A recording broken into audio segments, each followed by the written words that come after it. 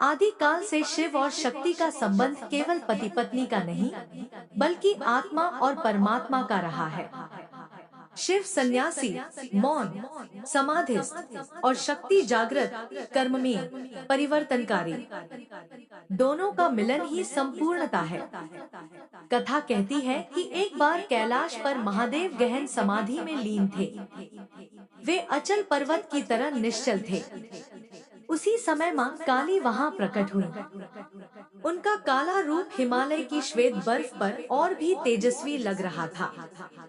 उनकी आंखों में अपार करुणा थी।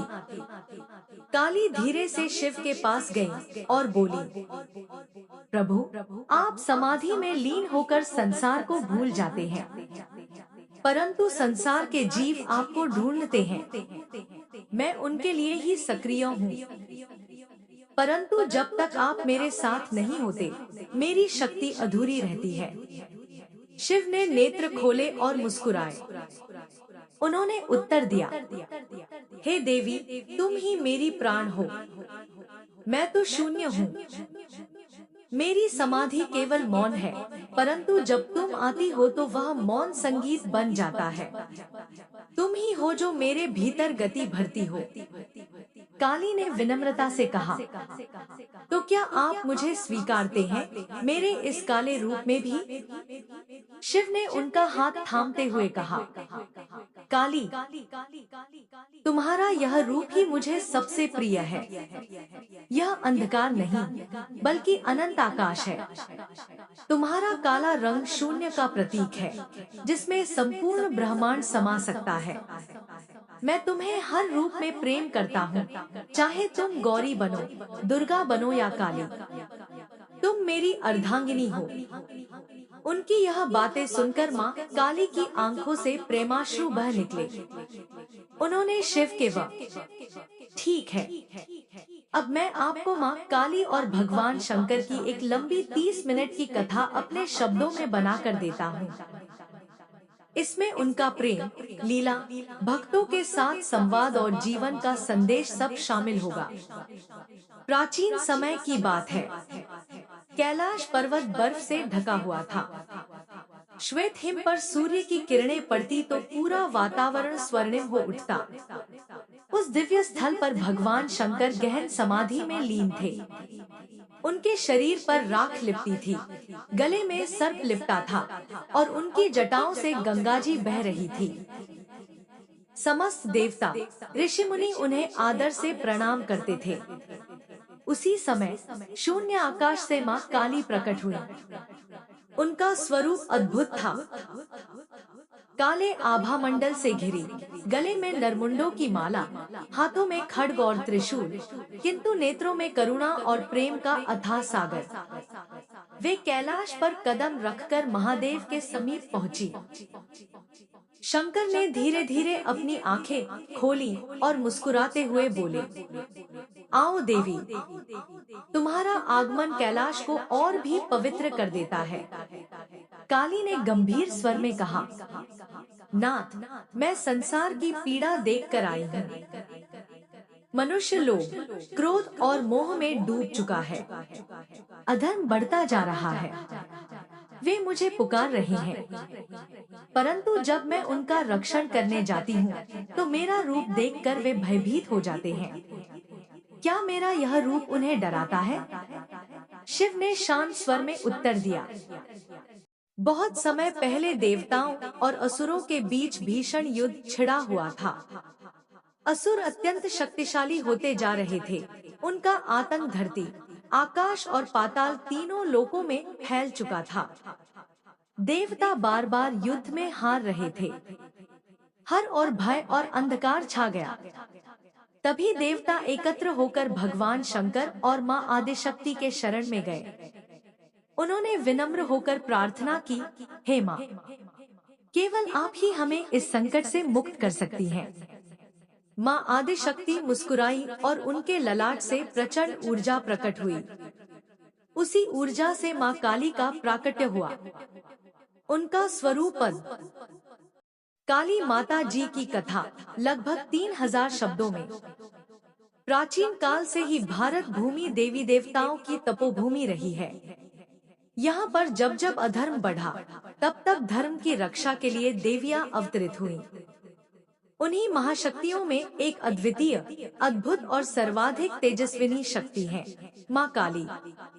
उनका स्वरूप जितना भयंकर दिखाई देता है, उतना ही करुणामयी और दयालु भी है। वे भक्तों के लिए माँ है, शत्रुओं के लिए कालरात्रि और दुष्टों के लिए विनाशिनी। माँ काली की उत्पत्ति की कथा अत्यंत रोचक है। कहा जाता है कि जब महिषासुर जैसे राक्षसों का आतंक बढ़ा और देवताओं ने मिलकर महामाया आदिशक्ति की स्तुति की, तब शक्ति ने अनेक रूप धारण किए। दुर्गा माता ने असुरों का संहार किया। लेकिन एक समय ऐसा आया जब रक्तबीज नामक असुर ने सभी देवताओं को परेशान करना शुरू कर दिया। उस असुर की विशेषता यह थी कि उसके रक्त की एक एक बूंद से नया असुर पैदा हो जाता था। देवताओं के लिए उसे मार पाना असंभव हो गया।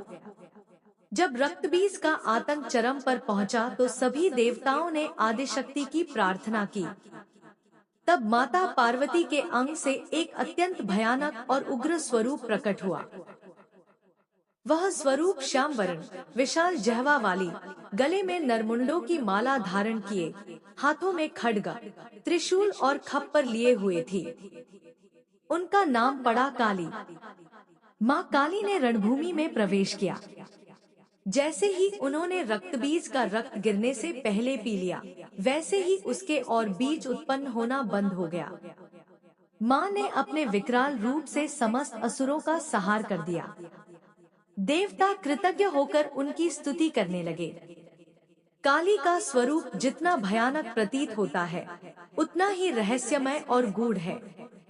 उनका काला रंग बताता है कि वे स्वयं अनंत शून्य है, जिसमें समस्त सृष्टि लीन हो जाती है। उनकी लंबी जिह्वा उस अहंकार का प्रतीक है जिसे वे निगल लेती हैं। गले की नरमुंड माला समय के प्रवाह का द्योतक है और उनकी चार भुजाएं शक्ति, विवेक, भक्ति और ज्ञान की ओर इंगित करती हैं। माँ काली केवल विनाश की देवी नहीं है, वे सृजन, पालन और संहार तीनों शक्तियों की अधिष्ठात्री है। शंकर भगवान स्वयं उनके चरणों में स्थित होकर उन्हें शांत करते हैं। एक प्रसिद्ध कथा है कि जब असुरों का संहार करते करते माँ काली का रौद्र रूप शांत नहीं हुआ, तब देवताओं ने महादेव को पुकारा। भगवान शंकर उनके सामने बालक रूप में लेट गए। जैसे ही काली ने अपने चरण महादेव के वक्षस्थल पर रखे, वैसे ही वे शांत हो गईं और लज्जा के कारण अपनी जिह्वा बाहर निकाल ली। यही कारण है कि उनकी मूर्तियों में उन्हें जिह्वा निकाले हुए दर्शाया जाता है। भक्तों के लिए माँ काली करुणामयी है। जो भक्त सच्चे मन से उनका नाम जपते हैं, उनकी सारी बाधाएं दूर होती हैं। तांत्रिक साधनाओं में माँ काली का विशेष स्थान है। वे साधकों को सिद्धियां प्रदान करती है। बंगाल, असम और पूर्वी भारत में काली पूजा विशेष धूमधाम से होती है।